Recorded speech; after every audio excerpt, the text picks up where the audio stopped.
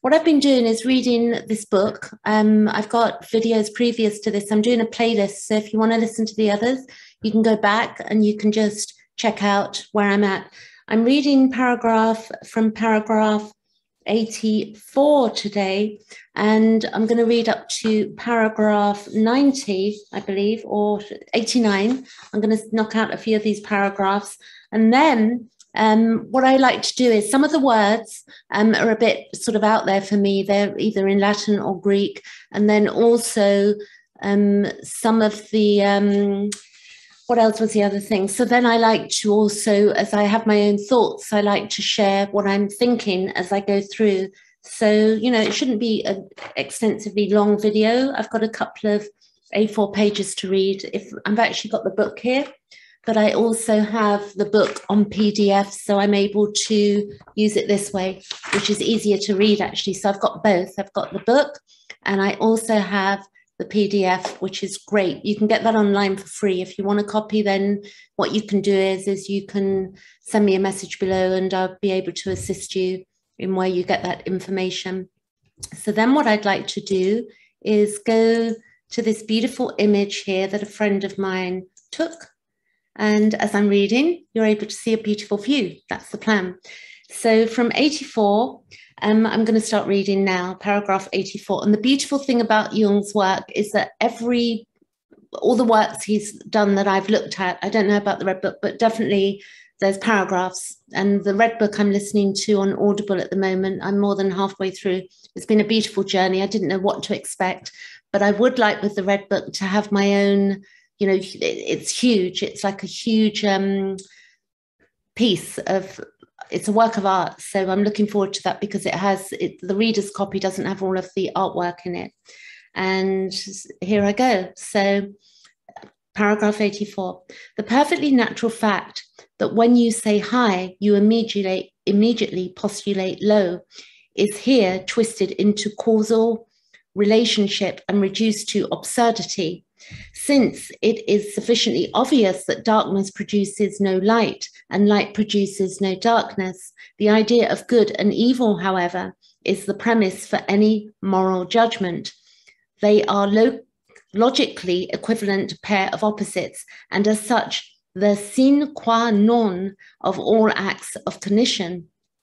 From the empirical standpoint, we cannot say more than this, and from this standpoint, we would have to assert that good and evil, being coexistent halves of a moral judgment, do not derive from one another, but are always together. Evil, like good, belongs to the category of human values, and we are the authors of moral value judgments, but only to a limited degree. We are the authors of the facts submitted to our moral judgment. These facts are called by one person good and by another evil. So that's quite interesting if we think about that, like, you know, depending on our culture, depending on our values, we're going to see what's some people think is evil would not be so evil in another culture. And in one thing that comes to mind, actually, if we look at the Eskimos, you know, in the Arctic or wherever the Eskimos are, if we look at, you know, they would need really warm clothing because, you know, so they would be killing animals to clothe themselves. And when we see things like that, like from a different culture, maybe where it's very hot or whatever, or we don't believe in the you know, destruction of certain things or animals, for instance, we might be really, really offended and think it's really evil. So we can see that what's good and evil will be basically very much based on our values and our belief systems. But at the same time, I think that from my point of view, I would look at how I would see what would be evil or, you know, good would be, you know, what is life-giving and what is life-draining. Because if something's life-giving, sometimes we might be in a position where we have to stand up for ourselves, which again could appear to be like an evil sort of act. You know, so what is evil and what is good? And then if we believe in past life and stuff like that, then that throws a whole nother spanner into the works of thinking of what we believe. And also then we have psychosis and we have neurosis, and we, you know, we're all different in our levels of consciousness and understanding. So something that we may have been all right with maybe, you know, 10 years ago that really is a big no now. And I've seen myself do that, you know, like I used to do recreational drugs, and now it would be a big no. I understand things about that I find, you know, very off-putting for me. So as our values develop as well, so it wouldn't be evil that we would say that was evil, but we might sense that there's some evilness around it, and the way those things are carried to us and how they arrive to us, and the things that go on behind the scenes at deeper levels, you know. So we change. Continuing reading. He says that evil, like good, belongs to the category of human values, and we are the authors of moral value judgments, but only to a limited degree are we authors of the facts submitted to our moral judgment. So of course, then we have facts. We have the facts of things that are, you know, solid facts, and, you know, we would then have to look at that. There are facts. These facts are called by one person good and by another evil. Only in capital cases is there anything like a consensus generalis. If we hold with Basil, that man in the author of evil, we are saying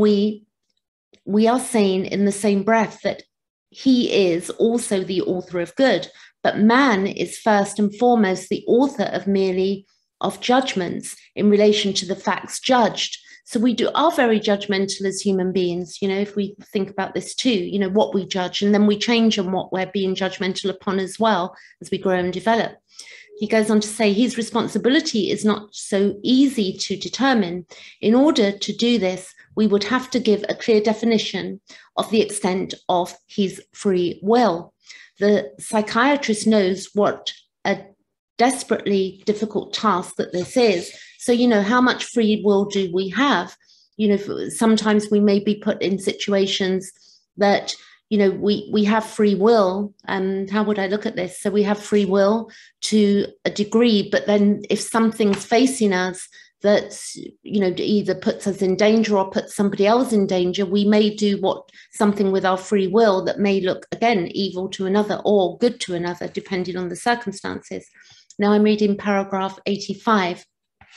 So for these reasons, the psychologist shrinks from metaphysical assertions, but must criticize and admittedly human foundations of the privato boni, when, therefore, Basil asserts on the one hand that evil has no substance of its own, but arises from mutilation of the soul.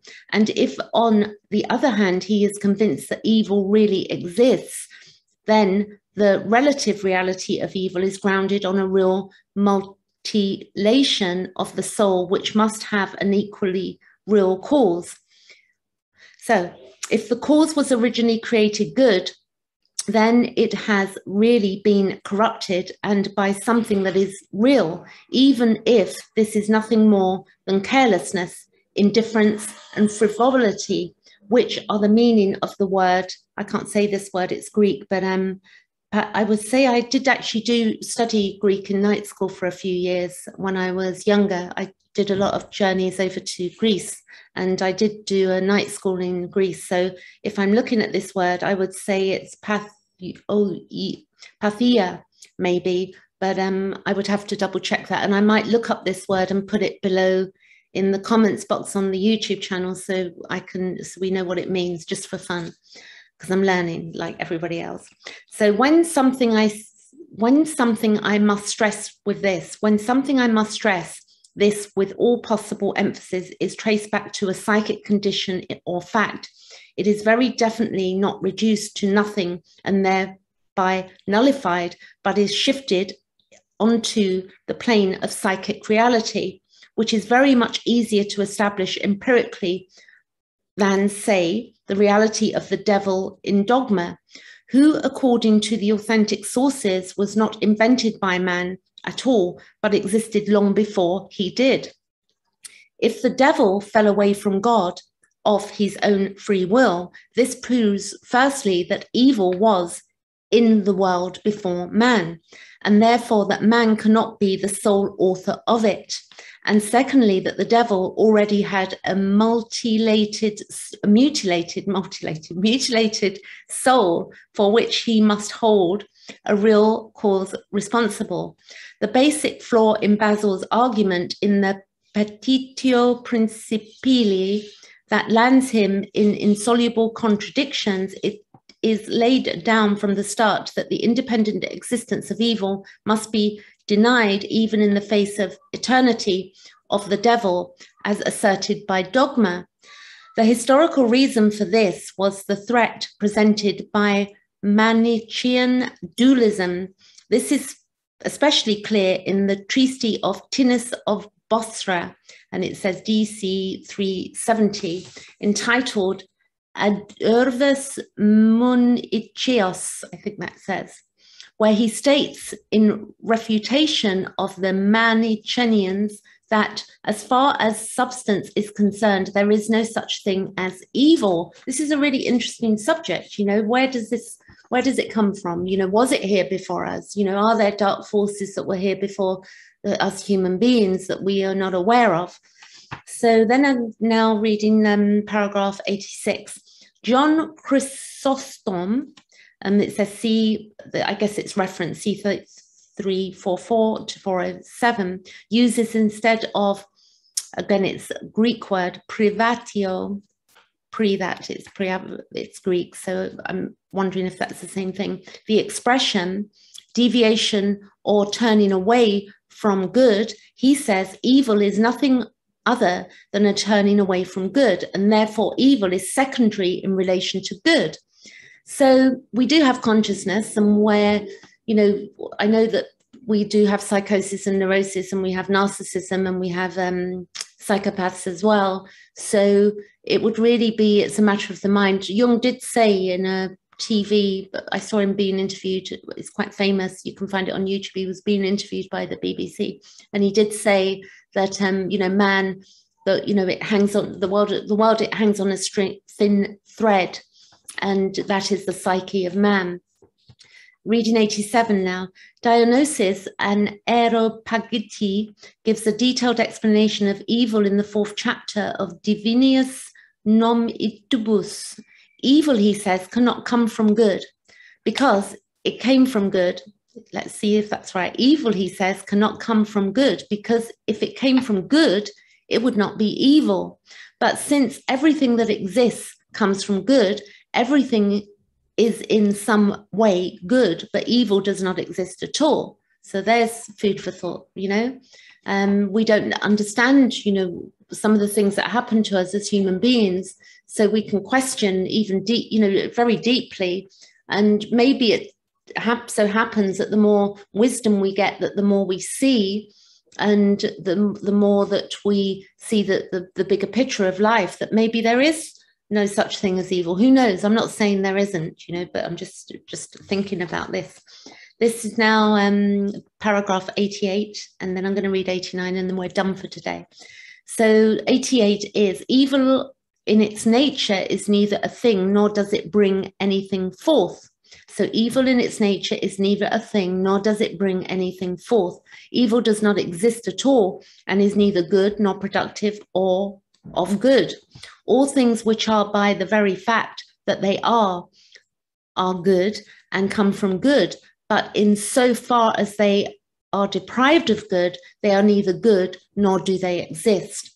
That which has no existence is not altogether evil, for the absolutely non-existent will be nothing unless it be thought of as subsisting in the good, and this is a long word, super essentially.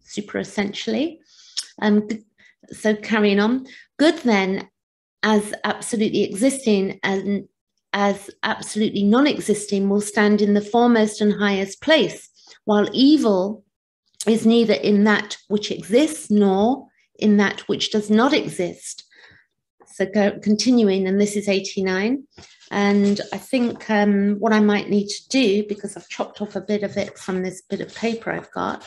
So what I'm going to have to do is go to my book and wear my glasses because the writing is so small here. That's why I print it off on the PDF.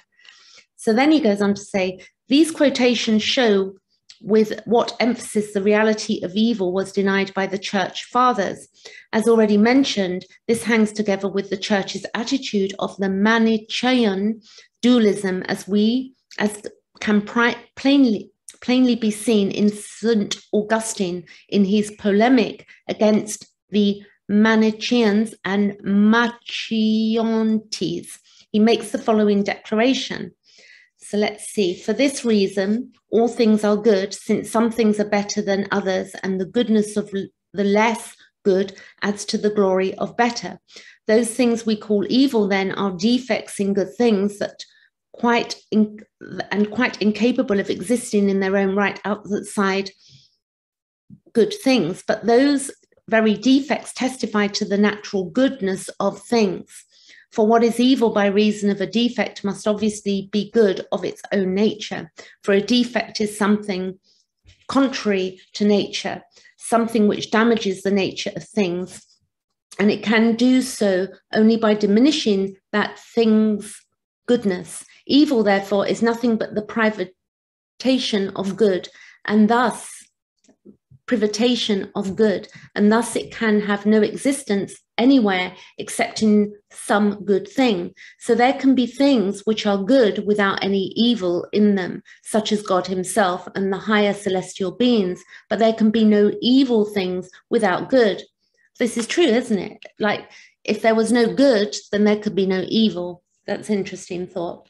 So then, if there's good, then there can be no evil. For if evil causes no damage to anything, they are not evils. So the factor here would be that it causes damage, yeah? If they